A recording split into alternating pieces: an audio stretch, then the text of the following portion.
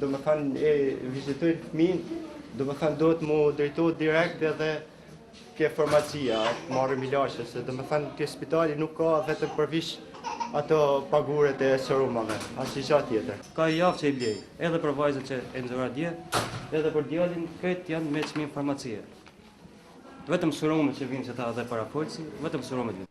Është kjo situata e krijuar në Spitalin e Lezhës për të cilën ka reaguar dhe deputeti Lëvizjes Socialiste për Integrim Gjovalin Kadeli. Deputeti Kadeli pas ankesave nga ana e qytetarëve për mungesën e medikamenteve dhe mosfunksionimin e pajisjeve radiologjike, ka parë vetë nga afër situatën e krijuar në Spitalin Rajonal të Lezhës, ndërsa ka kërkuar nga ana e Ministrit të Shëndetësisë që të ndërhyet menjëherë për përmirësimin e situatës.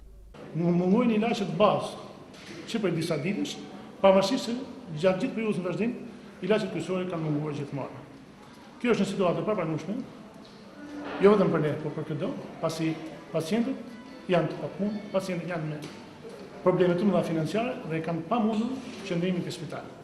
Nuk ka si të ndodhë që përderisa pacientët i paguajnë para që largohen te spitalet private dhe rezulton se në një pavion këtu poshtë ishin 6 punonjës që shërbenin dhe të shtruar 2 pacientë. Që do të thotë se pacientët nuk kanë arsye të vinë tek spitali shtetëror, përderisa do të paguajnë shërbimin dhe ilaqet.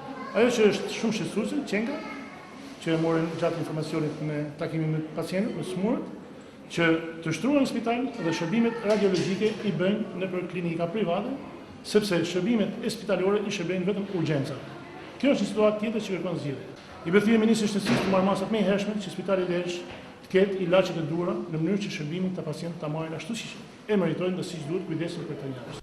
Deputeti Kadeli ka premtuar ndjekjen e problemit deri në zgjidhjen e plotë të shqetësimit të qytetarëve që kanë nevojë të marrin shërbime pranë këtij institucioni.